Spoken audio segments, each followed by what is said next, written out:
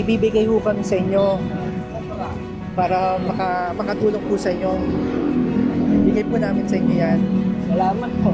Tay, anong pinagkakabalahan nyo? Yan mo. Nagbebenta po kayo. Ilan po kayo sa bahay? Dalawa lang po mga kapatid.